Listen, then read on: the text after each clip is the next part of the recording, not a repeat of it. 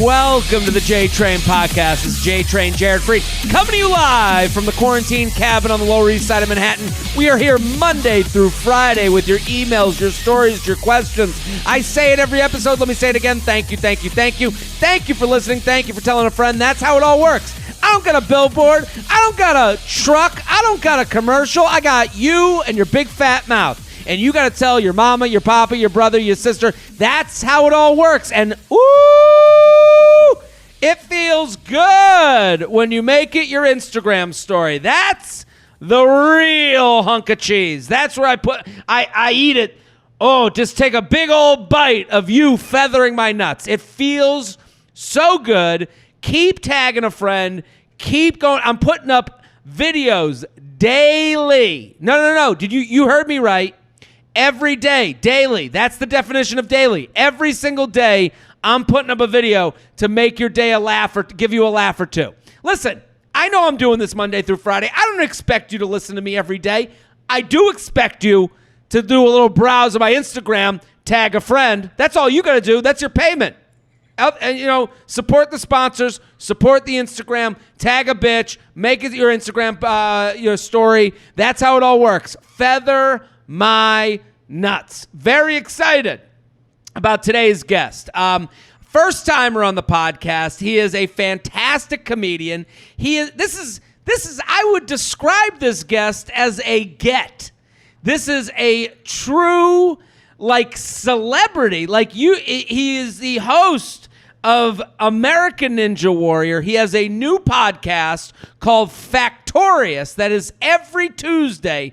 Matt Iseman, thank you for coming on, Matt. I got to say, Jared, I appreciate right before you introduced me, you mentioned feathering nuts. And now, feather it off. That's what we do here. I feel like there's some nut feathering going on here. It's like Farrah Fawcett's hair, just tingling the hang downs. You're already speaking the language of this podcast. You are now.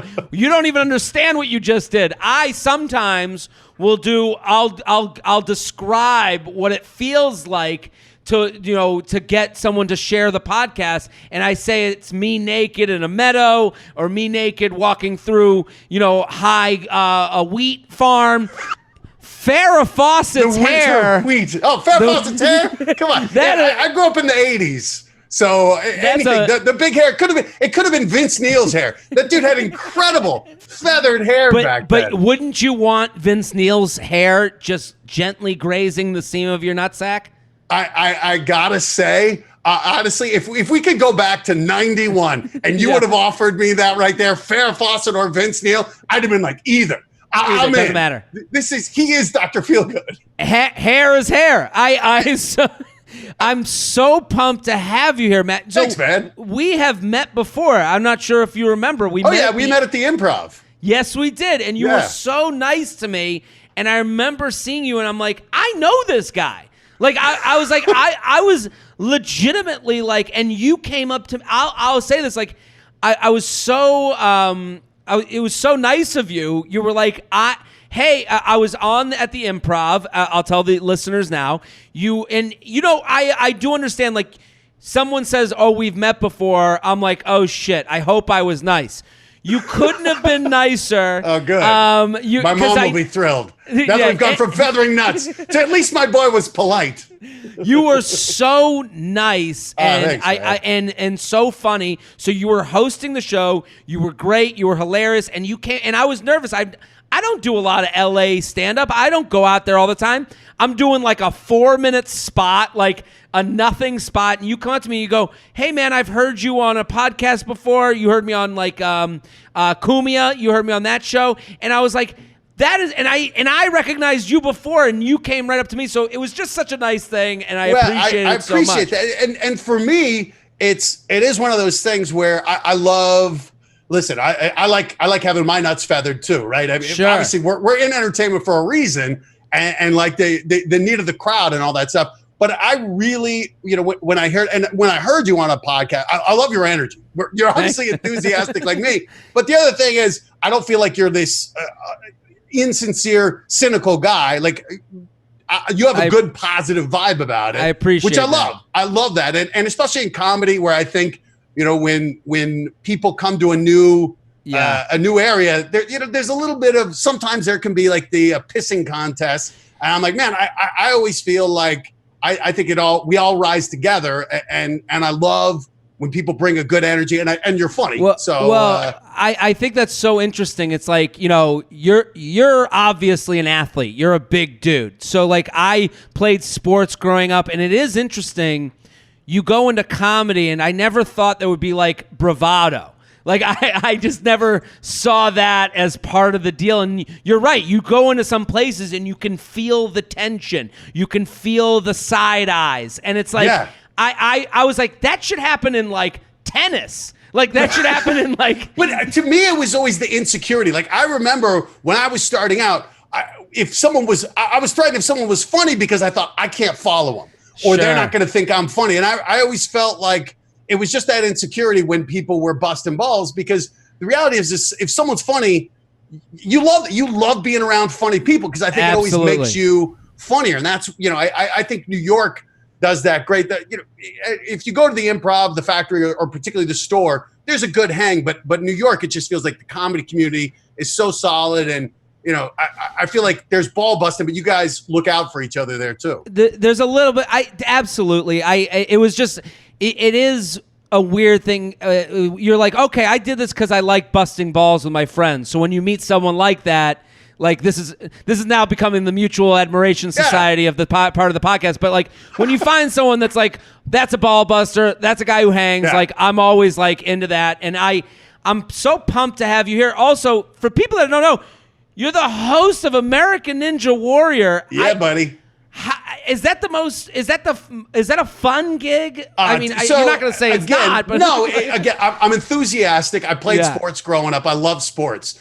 And what I love about it is essentially, it's based on a Japanese show that started off on a cable network in America, but I got to become kind of the voice of it. So we invented this sport, and it's so awesome getting to see these people now who dedicate their lives to this, where and it's not even that they're doing it for the show. It's just these people have found the fitness in this challenge element, this element where it's people working to be better than they were. And it's crazy because, again, going back to competitiveness, Ninja Warrior, you feel like we initially thought it was going to be cutthroat. Yeah. And what we found was, no, people aren't competing against each other. They really were competing against themselves. And they found helping other people elevated them. So it's been this crazy community and family that's grown up. Wow. And I get to be kind of the dad, and get to be the guy who just sits there watching these people do these unbelievable things. So I watched the show. I think you're great on it. I love watching you on it, and your enthusiasm is amazing. I always wonder, I like to work out, but I always wish I would look better than I look. Are you ever like looking for like fitness tips from these people? Like, is there an intimidation factor? Like, I mean, they're annoyingly fit is how I describe them, Jared. They are so in shape. It is fucking insane. I would do viewing parties at my house where I'd be like, hey, we're going to watch an episode and tweet. And I'd invite some of the ninjas over, and I'd get like buffalo wings, cheese sticks, and pretzels, and they'd bring like celery or green juices. And then in the commercial breaks, they'd be like, hey, let's have a push-up contest. I'm like, guys, pump the brakes. Yeah. But and they're so lean. Like we're not insubstantial. I'm husky is how I would describe myself. That's the complete wrong body type for ninja. I would describe myself as husky, and if someone called me chubby, I would consider that a slur. I watch that show and I look at their bodies, and I do want to believe that they do have a wing, but they don't. They're not right. Like these people, they are legitimately like put their lives towards this, right? I think what you see is that it becomes this thing where through fitness they change other elements of their life, and it is amazing to watch people who come on. There's a guy, Jimmy Choi, who has Parkinson's.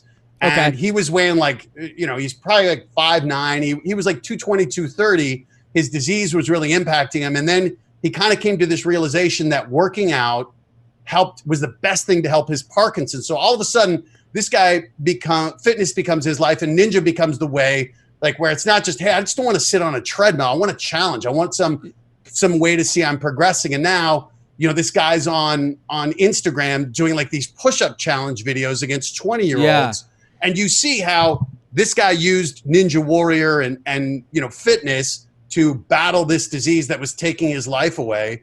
And when you see it's hard not to be inspired by these people. And it's an inspire, but what's it's my excuse? Why am I such a lazy piece of shit? It is twofold. I watch that show and I'm inspired, but then I also watch that show and I'm like, what are these guys doing? Like, how much are they working out? Like, I'm doing an hour with a trainer and I'm like, that is it. I'm done. I get out of breath when I do sound effects on the microphone, man. I have to pull it away because people are hearing me huff. Yeah, it's every year I'm like, next year. Next year I'm getting in shape. Have you gotten any tips from them? Have you ever? Eat is better. there any? Work out more. No, but so I grew up, 80s and 90s, and it was all about weights. Were you a football player? I played football in high school, played baseball in college. Okay. But we lifted weights. And, we were doing bench press, which is an absolute wrong thing to do. Sure. To bulk up the muscles instead of lengthening them. So many of them do just body weight stuff, where it's Pilates, yoga, and they're not adding weights to strain. They're building the strength through body weight, trying to minimize the strain on their joints and maximize like their flexibility. And you just see it's such a more practical way of working out, where this is so protective against injury. I don't think any guy, unless you're in the NFL, there's really no reason to lift heavy weights as a guy like above 25. I'm working with this guy. Let me plug him because he's been amazing. This guy at Forzag on Instagram. He's so good. And we've been working over the phone during the quarantine. So like every day over the phone. Yeah. And I go, and there was a day in the beginning, first week, we do the week. And then he goes, hey man, I want to send you some bands. And he sends me like 4 bands in an Uber. And then like the Uber drops them off. I take the bands. We've been working with these bands for 2 months now, and it's like we haven't done the same thing twice. Like he has so many different things with these bands. I'm like in shock, and I'm like, and I remember like growing up, like just like you said in high school, we're in the cages, we're in the incline press. Yeah, that's the variation. You're like, I'm doing the exact same move, just 20 degrees angled differently. Yeah. And when you see, so much of it again is we'd focus on the big muscles instead of, like the accessory muscles, activating the smaller muscles in the shoulders and the hips, where you see this is how you prevent those injuries. Yeah. And the other thing that they all stress is recovery. And I feel like I focus too much on recovery because I will work out once a week. But you see the importance of these guys where they're like, hey man, you got to give your body to rest and to rebuild, and that there's so much more. I mean, I remember it was like, okay, chest and back, or chest and tries, back and buys, legs, abs. Those are like the 4 days, and you would repeat the same exercises. Do it again next week. Yeah. And I love this variety, and I think it's so much. God, it's just. I wish I would have known this when I was younger. Well, on the subject of health, I want to let people know you're a doctor. Yeah. This is insane to me. Ken Jeong and I wasted education. So not just hold on, because I want to make sure people know, because this podcast, you didn't just waste any education.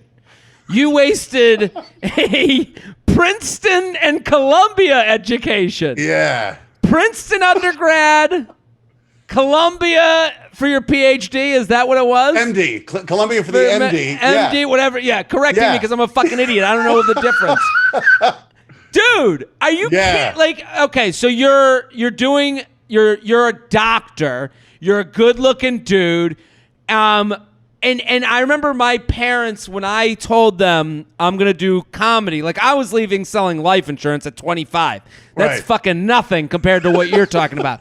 But I remember my mom looked at me once and she's like, "Why are you doing this?" Like it was like, and it was a very genuine question. Right. I mean, you had to have been asked that question. Like, Single, young, good-looking dude, Princeton, Columbia. I would seemingly have it all, and you're like, no. I'm going to the comedy club to start doing stand-up. What? Oh, yeah. Chicks don't like doctors. They like funny guys who are doing open mics at falafel places in L.A. in Westwood. Paying to do it, too. What God. Yeah.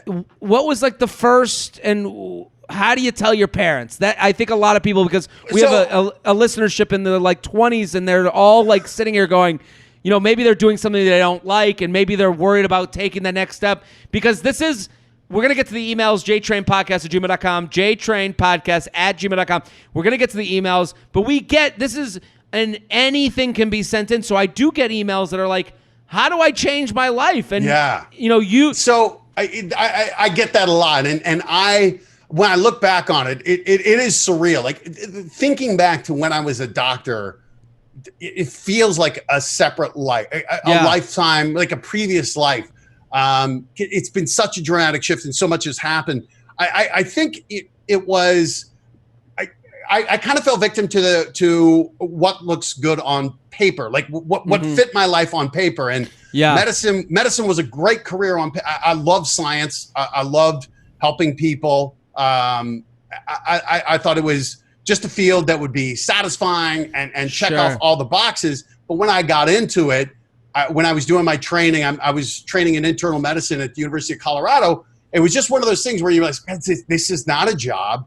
This is a calling. Like this really is, people are placing their lives in your hand. And it was just this realization where all of a sudden it went from, hey, I'm really good at this in school and in med school, and I like the challenge, to all of a sudden I just felt this weight of, my God, this is an unbelievable responsibility these people are giving you, and I didn't feel like I was living up to it, which is the worst feeling.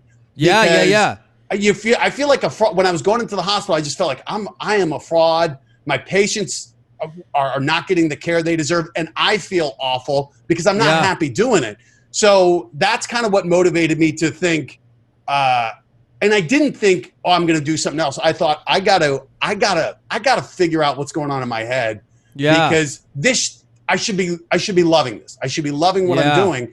And so it came about of, I need to figure out how to clear my mind, and I thought I'm going to take a year off because I got to figure this out before I kill somebody or kill myself. So I decided to take it off, and I thought, I've never done anything creative. So what am I going to do? I wanted to do something completely removed from science. And I'd done stand-up a handful of times in New York when I was in med school and comedy school. And then, so I thought, I'm just going to move to LA, take a year doing stand-up, get it out, figure out what's going on in my head and come back. Sure. And then, and then I had to tell my dad, and my dad's a doctor. My dad is a professor of medicine at University of Colorado. And that was like, coming to the realization on my own was tough, but realizing I had to tell my dad, who's a doctor, who's my hero, and whose approval I desperately wanted. And I thought I didn't know how he'd react, but my fear was that he was going to go, you're not leaving medicine, and you're sure as hell not going to go do comedy. Sure. Get this out of your fucking head. Come to your senses. And if he'd said that, I don't know that I would have left, because I don't think I would have had the courage of my convictions. But instead, I tell my dad, I'm not happy. I got to do something else. I want to go to LA, and I want to just do stand-up comedy for a year. And I remember the first thing he said was, life is short. Do what makes you happy. Yeah. And when he said it, it was just like, oh my God, this weight was lifted. And to me, it's that lesson of, I think we build things up. So for the viewers who are right now sitting in their 20s going, I'm not happy doing what I'm doing. The only person you really got to figure out, the most important person is yourself. And to come to that courage to say, I'm going to try something else. And here's the thing, you start to realize, I think in your 20s, you feel like, I have to figure it out now. I have to know what I'm doing now. And you realize, my God, I had no idea what I wanted to do. And I still am evolving on it. But you realize life is this marathon. And when you give yourself permission to say, hey, man, I want to start figuring out what what I really enjoy doing and figuring it out. And then you also got to figure out if you can make a living at it. Sure. The dream and reality have to intersect at a certain point. Yeah. And so that when I came out to LA and I started falling in love, it was within a few weeks, I'm like, oh my God, this is what I'm meant to do. And again, I'm doing shitty open mics. Sure. It wasn't like I'm performing at the store, doing Madison Square Garden. I'm like, oh yeah, sex and drug. It was like, no, I just love being on stage. And once I realized that, I'm like, all right, I can't just go. I got to say, let's come up with some parameters here. And if I don't make these, then I got to look myself in the mirror and say the dream ain't happening. And so, I set up like how to make money, or what money do I need to make, and what gigs, how often would I work, and kind of things that were just best guesses. Where it's like, all right, I need check marks to hold myself accountable. And I met him. I got lucky. I got into commercials. I was making crazy good money. And all of a sudden I'm like, I'm not looking back. And then once I decided I'm in this, come hell or high water, I'm making this work. Then I felt like that was when things started happening for real. Because I think there is a certain amount of, you can't dip your toe in to something, and like stand-up. When people ask, well, I want to be a stand-up. Okay, do it. Do it. Yeah. Do it. No, there's nothing, you don't want to spend a year writing. Just get on stage. Get on stage and then get on stage again. And you will know but if it's in you. That story, I think, is gonna, I'm listening to you. I relate so much to what you're saying. And I remember telling my parents and my dad, similar to your dad, and I think we're both very lucky because, I had the same talk with him, and he said the same thing, but different. He goes, you got no wife, you got some savings, why wouldn't you? Yeah. And it's like, I remember that perspective, and I was like, okay. He's like, you have no wife, you have no mortgage, why wouldn't you? And you have savings, so why wouldn't you go do it? So that, and it's like, again, what you're saying, that moment was like a freeing thing where it's like, go do it. But to anyone, to hear what you're talking about the check marks and the, dreaming in reality, it all is like, I feel like a kinship with you. And I think a lot of people, they might be sitting in a quarantine. They're going, what the fuck? And it's like, just realizing that you're not happy is a win. Hugely. I think that, find the silver linings in this right now. And for me, I'd never cook for myself. I was on the road, going to New York every week for I was doing a show on A&E, and I was traveling nonstop, was never home, and I was eating like shit. And I have rheumatoid arthritis, so I have autoimmune disease, so I have inflammation, is a horrible problem. And I always felt the disease. And all of a sudden during this quarantine, I watched a cooking video from Gordon Ramsay, and I thought, I think I can make scrambled eggs like him. And all of a sudden I started cooking for myself for the first time.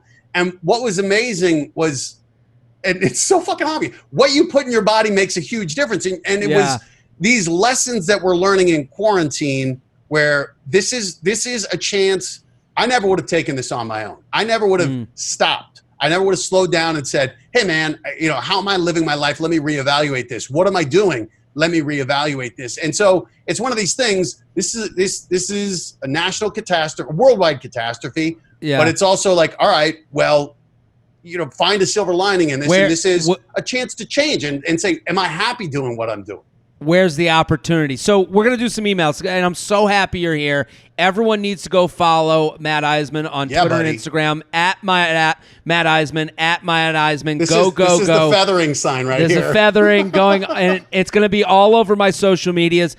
You have a podcast that's coming out, and I want people to go get involved with it. It's called Factorious. It's out every Tuesday.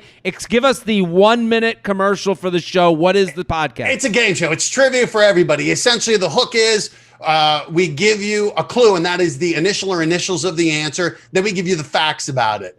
And look, I love games. I'm competitive. What I love about it is it's the most fun game show I've been a part of, because they really let me have a lot of latitude with the clues. I think it's, I love the show. We've been like a top 10 podcast in comedy. We've been doing pretty well, but it's the same thing where it's crazy with these podcasts where it is entirely up to people listening, subscribing, rating, reviewing, and spreading the word on it.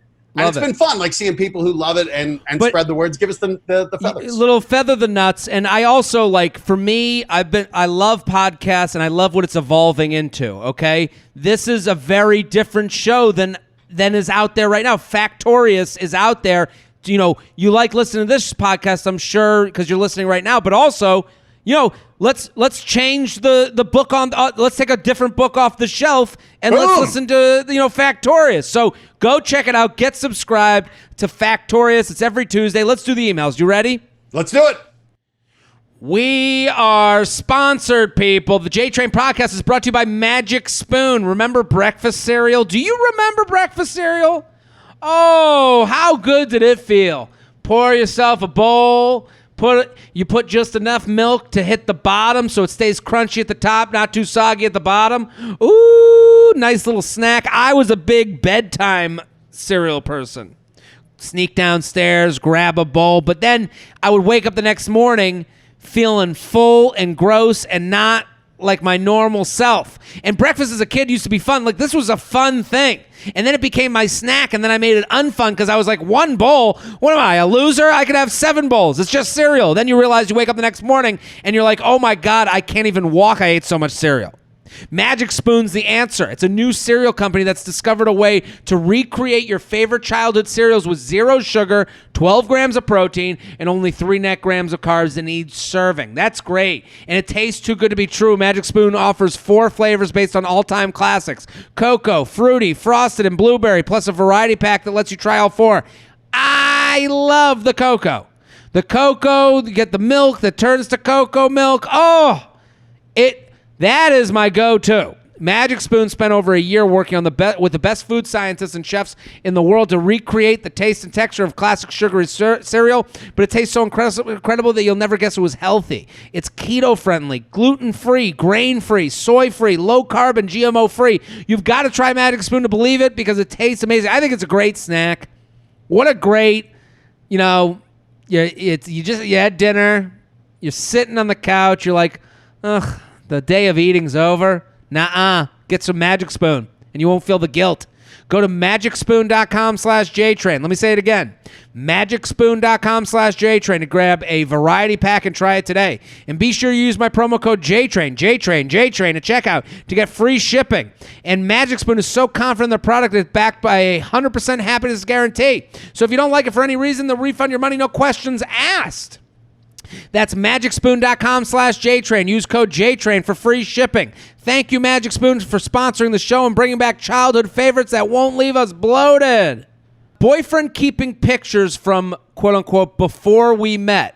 My boyfriend and I have been together for 10 months. We are happy together and generally no issues. We are not private with our phone passwords, and one day a few months ago, I was scrolling through the pictures on his phone, and he didn't freak out but warned me that I shouldn't scroll back too far in the pictures. I asked why, and he said that he had pictures on there from before we met saying he had nude sexual pics of girls before me.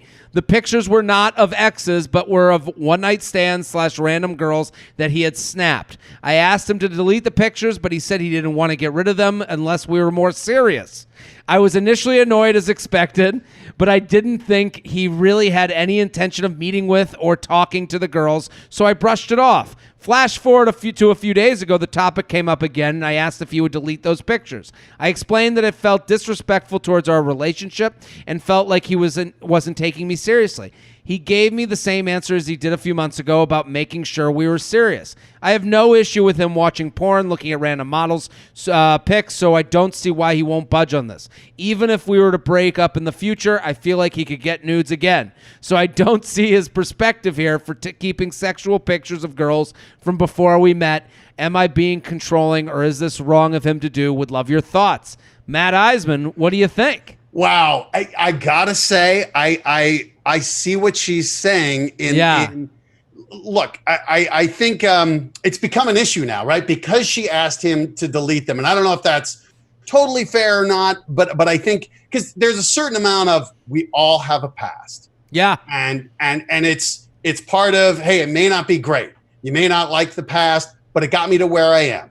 And if you're happy with what's going on. Now, I think she raises the question that it sounds to me she doesn't trust him. She thinks there are more photos coming in.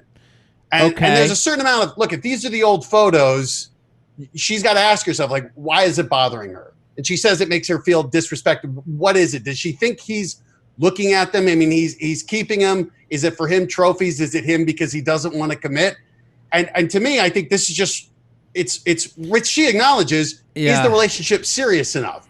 Because I think what they're coming up against is this may be a thing of the photos are just the symptom of she doesn't know if they're really committed. I think that's the bigger issue that I'm hearing. Yeah, I think I'm with you as far as, like, she brought it up twice where she says, he had the same excuse that once we're more committed, I'll get rid of them. And it's like, okay, well, what level of commitment makes these photos trashable? I will say this. Speaking from experience, I have pictures, like I once, I've been with my girlfriend. We just moved in together. I once hit, like, when you can hit the top of the phone and it goes all the way to the top. Oh, yeah. I did that on my photos, and I was like, whoa. And all of a sudden, there's other girls that I had saved pictures of. And I'm like, whose phone is this? Yeah, well, it was like I entered a different phone. And, like, I did one of these. I was like, I'm looking around the room. I'm like, does she see? And I was like, it is interesting that I did have a leg to stand on. Like, I don't go back. When I start dating someone, I'm like, well, now I got to go clean up the path. Yeah. I don't say, and what you said is perfect. Like, you are who you are because of what you went through. So it is funny to me that this guy, though, is like he could have, I actually admire how honest he's being. Yeah. Like, I don't think I would be like, yeah, they're deleted, and then be like, and then they just not like, and then like, no, not, I don't know. I don't think I would be like him saying we have to get more serious. I think that would hit a button with me where I'd be like, so what are you waiting on to get more serious with me? Right. To me, I think so much of this stuff comes down to what they're fighting about doesn't really matter. They're fighting about, are they really together? And it sounds like he's not committing. And I think that's maybe why he's keeping those old photos. And again, like you sometimes you just don't think about it. But I think there is a fair point of, all right, if you are committed, getting rid of those the old lurid, especially the one night stands. If you got like photos with your girlfriend and her family, it's like, why am I deleting those? That's, I don't have ill thoughts of it. So you would delete them. Would you delete them in this scenario? Here's what I would say is if I were with someone and it was really bothering them, first of all, I would say, don't snoop. Yeah. You only find things you don't want to find. But to me, it's like, I think there's some trust issues. That's why she's looking through this and found these things and why it's bugging her. I think she doesn't feel secure in the relationship. That's why the photos are bugging her. And so I would delete them, but I would also be wary of, is that going to make her feel secure deleting those photos? Well, it also becomes like, from a guy perspective, it becomes like a control thing where it's like, I could see that he has these pictures and he has no connection to them whatsoever. Like, to him, they're just women he's been attracted to in the past. Yeah. It's a fantasy. I could totally see where he's like, this is not a big deal to me, so why can't you trust that it's not a big deal to me and just leave this one alone? And I can understand where she's like, well, it bothers me, so anything that bothers me should bother you and make you want to get rid of him. So I think maybe... This is a tough one. It's really, a tough one. I can argue myself on either side. Ultimately, I think she's got to figure out, is this guy someone she wants to be with? Because if the answer is no, then just cut bait. Like, clearly he's not one to commit. But if it is, then figure it out if you want to. I think also it's looking at these pictures and saying, is this the fight I want to have? Yeah. And listen, it's one thing that they keep popping up. He's like, whoa! And then they, but it's another thing. It's like, he's not looking at those because he's not attracted to you or thinks they're better looking than you. It's purely a fantasy. So it's purely a trip away for 10 minutes while he's in the shower. It sounds like it's not a fantasy. It's a memory. It's a memory. It really happened. Yeah. And I could, I could see that where it again is something of that's also the thing of, this won't be the last time, right? This isn't going to be the last fight you have. So I think there is something of it's worth having the discussion here being like, all right, this isn't the hill to die on, but this is a battle we're going to keep having about trust and security. So let's have it now. Yeah. What's really bugging you here? JTrainPodcast@gmail.com. JTrainPodcast@gmail.com. Here with Matt Iseman. Go. Follow. At Matt Iseman, Twitter and Instagram. Factorious every Tuesday. New podcast. Get involved. A game show podcast. What a fun thing. Factorious. Go. Subscribe. Where to draw the line between being brutally honest but not psycho. Okay? To try to be short and sweet here, I met a guy on Hinge during quarantine. We messaged back and forth, then moved to texting. He invited me over this past Monday. I went over partially because I was interested and then because I haven't been laid since January and thought, why the hell not? All right. We hung out, had sex, and I went home. We've been texting daily. Not that matters, to which I'm fully aware as I religiously listen to your advice. We had plans to hang out tomorrow, and I noticed he had unmatched me on Hinge. It bothered me enough to question his intentions, so I said something. Screenshots attached. Oh, okay. Boy. Here we go. Okay, let's go through them. Ready? Is there... let me make sure they're in order. Is there a reason you unmatched me on Hinge? She came right at him. Oh. I'm actually good on this. I do not want to see you again, so we will not be hanging out tomorrow. Wish you the best, whatever you're actually with whatever you're actually out there trying to do with whoever you're trying to do it with. I had a terrible gut feeling about you, and now I know I'm right. Oh, that was her opening. That's not a question. That's a nuclear bomb. That is napalm. Oh my God. Wrote. Go ahead. What do you? That's well, like a. Here's what I'm going to say is, she asks a question. And then napalms any chance for him to get where she's like, I had a bad feeling. It's like, you're not asking a question. You already feel like he's rejecting you and moving on. It was just sex, which you say you're okay. But here's my first caveat is this should not happen over text. There's so much lost in text and subtlety and tone. And instead of just calling him and just saying, hey, you unfriended me and having it out, that the text, I think there's so much unsaid stuff that gets misinterpreted. Also, to that point, if you don't care enough to keep this going, then why do you care enough to tell him? Right. So it's like is there a reason why you unmatched me on Hinge? Do you want the answer or not? Mm-hmm. And then you obviously don't want the answer. And listen, she emailed here, so I get that, and I get why she's hurt. She's like, I just went over this guy's place. I wanted some sort of, and this goes back to the last email with the pictures. Like, we all, what you said about don't dig because you're going to find something you don't like. Yeah. Like, we all want this, like, illusion of this perfect, fun, we've never had sex with anyone else ever before. Like, I remember every guy wants a virgin that's good with their tongue. Like that doesn't exist. So like, was that Usher who said that? I think Usher or Shakespeare or somebody.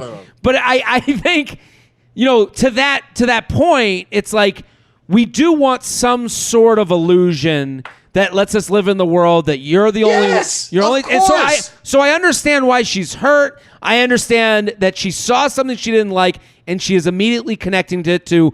She's just someone that this guy had sex with. And to be honest... So what was her question, Jared? What was her question to us? So hold on. So he wrote back. I have more messages. Oh. So she writes, I'm actually good with you. She writes that big, is there a reason why you unmatched me? Then I'm actually good on this. I do not want to see you again, all that stuff. And then he writes back, what are you talking about? All because I unmatched you? I do that when I start talking to someone. I'm sorry, but hey, if that's how you feel, then have a good night. So... I understand there are people out there on these dating apps, and I know I don't buy it because it was not something I ever did on the dating apps. There are people that the minute they start talking, they're so... It's like those people with email where they're like, I can't see the number next to the email or else they're like days ruined. There are people like that on the dating apps. I can buy that story. You didn't even give this guy the chance to live in a lie with you. Right. You know? So she writes back a big thumbs up emoji. Then he writes back, okay, good night, because he's mad. And then she writes again, good luck, LOL, see ya. And then he writes back, I didn't get where this is coming from. And then she writes, who would unmatch someone for no reason? You're seriously full of shit. He writes, I'm not full of anything. She writes, okay, great. Then why did you really unmatch me? He writes, I told you why. She writes, okay, well, if that's your answer, then mine is, that's complete bullshit, and I understand you don't care, but I want you to know that you didn't fool me, and good luck finding someone on there if this is how you're going to treat people. Please save it. I really don't even want to read whatever you're coming up with. You're unhinged to sleep with women, that's fine. Mission accomplished. And then he writes back to that, I'm not going to argue with you. You're dead set on the fact that you think I just wanted to sleep with you when that's not true at all. You slept with me, not the other way around. So that's it. And then you slept with me. And then he writes, so that's it. That's You're some high-level karate. Yeah, he did some jiu-jitsu there. He writes, so that's it, you're done? She writes, yeah, I told you what I was looking for and also shared why I do not trust people. I can't wrap my head around why you would unmatch me because you started talking to me, yet keep your profile. That doesn't even make any sense. You have forgotten things we've talked about, which was a red flag, but I chose to ignore it and give you the benefit of the doubt. We had a conversation about your daughter, and when I walked in on Monday and we went downstairs, you said, hey, you know I have a daughter, right? Clearly, you're talking to multiple women, which is completely fine, but getting confused with what you and I have talked about and what you've talked about with another just doesn't sit well with me, and it makes me uncomfortable. This has just solidified my thoughts about it. No hard feelings, but again, just not what I'm there for, the type of person I'm looking for. And he writes, okay. She writes, it was fun talking to you, and I had a good time hanging out with you. Whoever you do decide to end up with is really lucky. I'm not angry about this, and I really do wish you the best. And then he writes, hey, you too. So they had an amicable ending to that text conversation that was, so she writes, my question is, am I coming on too strong? Should I try and let some of these little things slide as I get to know someone before they completely writing them off? It's hard for me to think about letting someone I'm not comfortable with slide in hopes to just getting the I'm not comfortable with slide in with in hopes to just getting to the relationship, but am I wrong? Totes preach for everything you do. So I appreciate her email. Yeah. I do understand where her feelings come from. Matt Iseman, what do you have to say? Well, I think I'm getting two messages. I mean, she told us, listen, she said, I hadn't had sex in a while, so she went over there. And it sounds like, you know, on the one hand, she was like, hey, I know this is what it is. It's a booty call, right? We're going there. But it sounds like she had hopes for more. And I think it's one of those things where it's like, it's hard. It's hard because we don't like to have these conversations, but in her mind, this wasn't a booty call. And she says she's completely fine with it, but she's not. I mean, she was hurt. And of course we are. When you connect with someone physically, obviously it's a vulnerable thing. It's hard. She felt vulnerable and felt like this guy betrayed it. And I think she kind of has her answers, but I think it's she went in and had sex, but I think wanted the relationship and didn't say it. Probably acted like, hey, I'm cool with this being a booty call, and maybe he took it that way instead of saying, I'm not looking for that. And it's a little bit of, hey, when you're clear on what you want, like if you want a relationship, I think it's clear on how you talk with someone. And I'm guessing if she went over for sex, they probably discussed it beforehand. It wasn't just, I like dogs too. Why don't we have tea tonight? I totally agree with you. You picked up on the thing that I was picking up on too. When she writes in her email, we messaged back and forth and then moved to texting. He invited me over this past Monday. I went over partially because I was interested and then because I haven't been laid since January and thought, why the hell not? So that is okay. That is okay. And no one is blaming you for that. I would also say it's okay to go over there and then say, you know what? You just confused me for someone else that you're talking to. I'm going to leave and I'm not going to have sex with you. That's okay too. But when you go into it and then you do have sex and you, after seeing that he's confused what you said for what another person said and feeling badly about that and having that stuck in your head, he can't read your mind at that point. Like if you had said to him, hey, that's obviously you're talking to multiple people. I'm not going to have sex with someone who's talking to multiple people. And then it ended right there. You wouldn't be as disappointed. So I think there's two things going on. You're let down by him, which I totally understand that you're let down by him. Yeah. But he can't know how you relate to having sex with someone. He can't, everyone relates to how they feel after sex differently.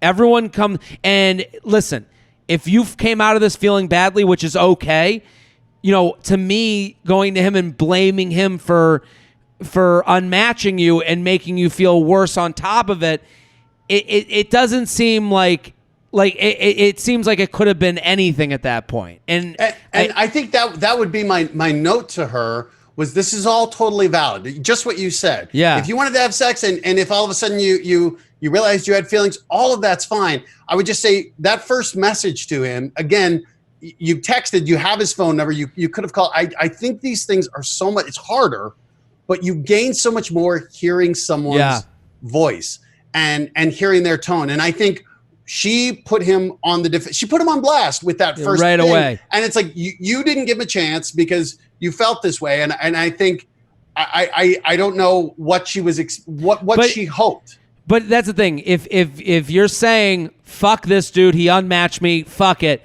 then you need to leave. Yes. It's game over. I'm never seeing you again.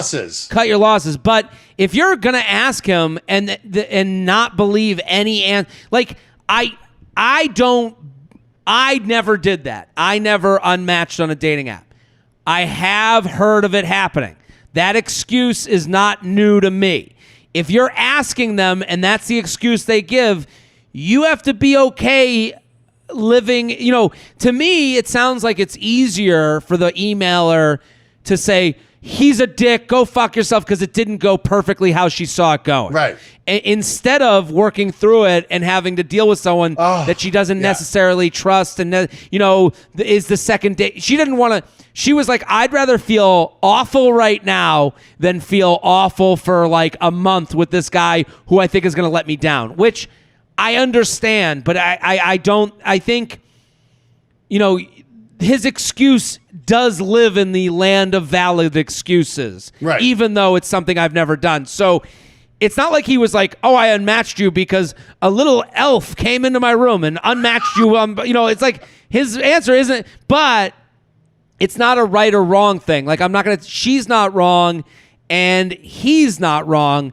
But I think when you come at him like you're wrong, you're a piece of shit, like, and you miscommunicate, you thought I was telling another story before. Well, then he's going to go, well, you were just, you're taking out frustrations with confidence in dating on me when really you should be, figuring out your own relationship to sex and then going forward with that. I think that's the key here is forget about him, right? So what can she learn from this and how to handle it? And I think the key is, look, and I'm 49 and single, so clearly I know what I'm talking about with relationships. So take it with a grain of salt. But here's the thing. You have had, I'm sure in your lifetime, you've had sex with someone, felt betrayed by that situation, and then been like, okay, I got to be better for next time.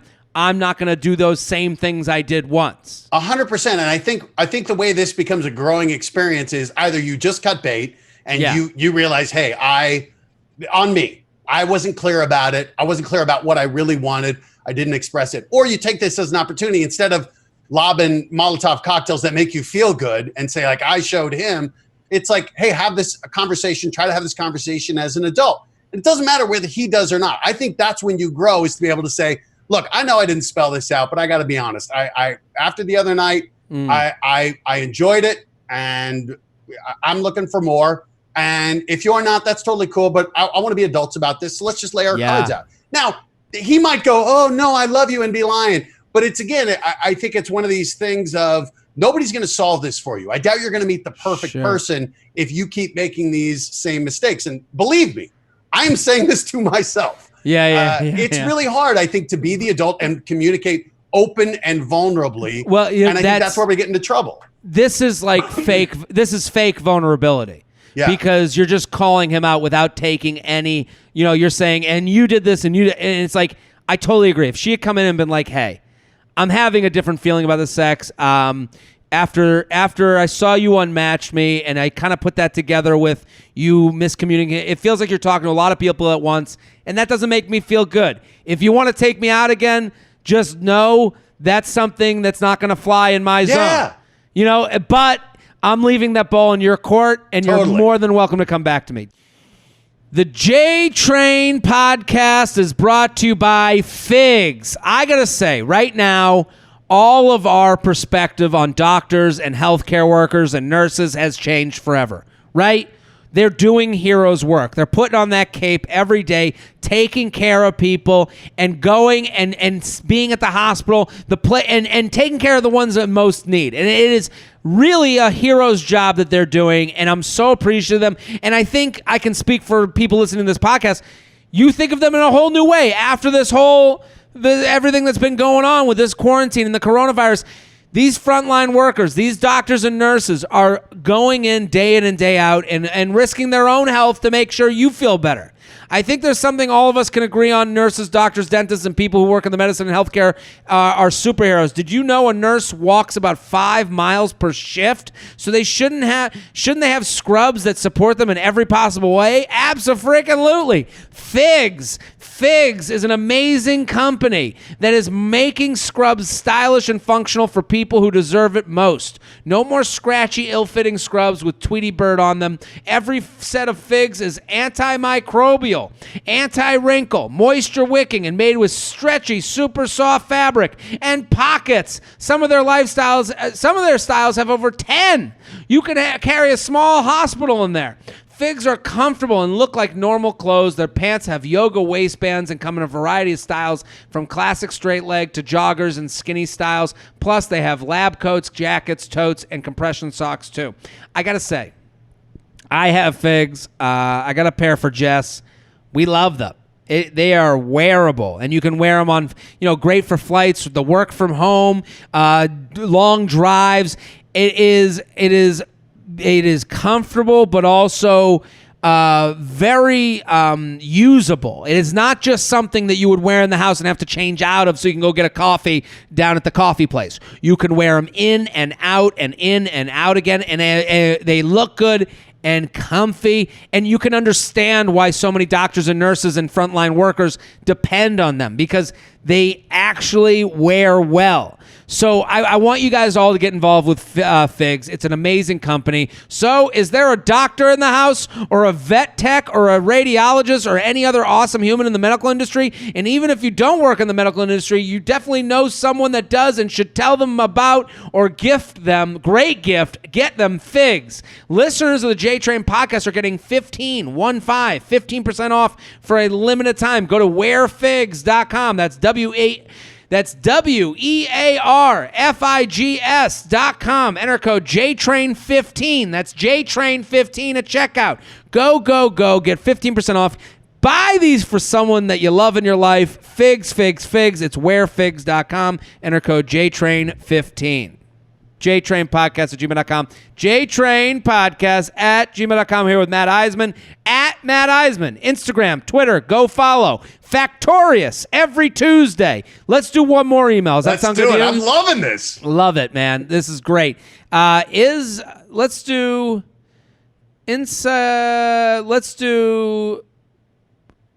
boyfriend's hot and cold girlfriend. Jared, thank you for the daily pods that give me something to look forward to every afternoon at work. I started dating my boyfriend about a year ago. Prior to dating, he was very close to a couple. They somewhat adopted him. Okay, so I started dating my boyfriend about a year ago. Prior to dating, he was very close to a couple. They somewhat adopted him, and he'd had him over for dinner most nights, and he would often sleep there. All of my boyfriend's friends are not very nice to me, except for the girl in the couple. It seems like she puts in a lot of effort to be friendly and hang out with all the other people in our group, except Me. She is very hot and cold towards me. She will often ignore me and make some subtle jabs that leave a bad taste in my mouth. But every once in a while, she will send a nice text out of the blue or make a nice gesture. To give an example of the kinds of things she says, a little while ago, our friends were all hanging out and she made a very loud joke about how my boyfriend would be single next year. We've done nothing to give anyone the impression we were breaking up. Oh, that's brutal. Yeah. I'm usually very direct, but I haven't said anything to her because I don't want to create a divide in the group or piss someone off that is one of my boyfriend's close friends. I also keep wondering if it's all in my head, since every once in a while she is nice and everyone else seems to like her. Any ideas why she's acting this way and the best way to handle it? I spend a lot of time with his friends and I want to have a peaceful group situation and feel good about the people in the I'm spending time with. Matt Iseman, what do you think? Okay, I have to say two things. First of all, you've had 3 female viewers write to you. That's insane. That's awesome. We have mostly female emails. I love it. I love that. And the other thing is, I love this girl already. Yeah, I like her. To me, I think it's everything she said is totally it feels rational, right? And self-aware. Like it feels like could it be me? Right. Yeah. And we haven't seen any crazy. So I climbed into her room and watched her sleep at night. I think, to me, the first thing that comes into mind, and I think this is where she's getting, is it sounds like this girl from the couple is jealous that she may have a thing for him and likes having her to himself over. And, this is our third one where she gets the attention from him. And Totally. It sounds like she is threatened by this new girl. Now, I think the first person to bring this up with is your boyfriend and say, absolutely. Hey, am I out of my mind here? This is what I'm getting. Is there something I'm missing here? And put the ball in his court to say, does he notice it? And also, not saying there's anything going on, but just this kind of thing of, and also, where's he going to lie? Where are his loyalties? This is also a test of, hey man, when a man loves a woman, does he have your side on this and say, I don't notice it, but if this is how you're feeling, I'm going to have your side. I'm going to watch this and address this. Sure. I totally agree with you. And I would say the one important thing when you go to your boyfriend is to start it by saying, I'm not offended. I'm just noticing. So I get this thing. My mom growing up, she would always be like, you're so sensitive. You're so sensitive. And right. I would always say to her, I go, no, I just notice. Yeah. I'm not mad about it. I'm just telling you it's raining outside. The rain doesn't make me mad or happy. I'm just telling you it is raining outside. I can see it raining. I'm looking at it raining. And I just want to let you know that's something I notice. I'm not offended by the rain. I think it's also reasonable to say, and I'm wondering, am I missing something? Because totally. I know how important your friends are and this group are. And if I'm impacting this dynamic, I want to know, have I done something? Am I missing it? But this is exactly my point where it's like, I'm seeing the rain. Do you see the rain? Yeah. Do you see what I'm seeing? And so like, are you seeing what's going on? I'm not being feathered here. This is rain. Yeah. This is rain. There's no feathers. And I think, because you could say to your boyfriend, hey, she made, and you have evidence. She wrote in her email, hey, she made that joke about us breaking up. Isn't that a kind of a weird joke to make? Yeah. Like, I think we're good. I'm confident in the person I am.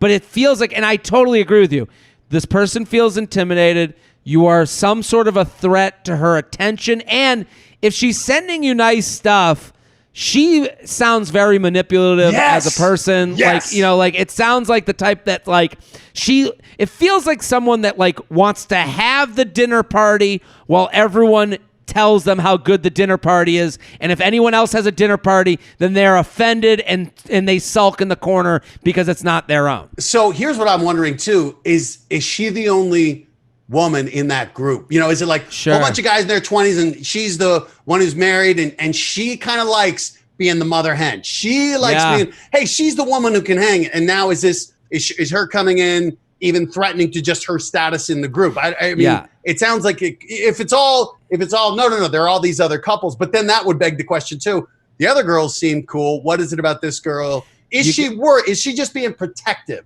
Does she think I'm not good for you? I just want to clarify. Yeah, I want to know what's up. And I think it's you go to the boyfriend, see if he notices.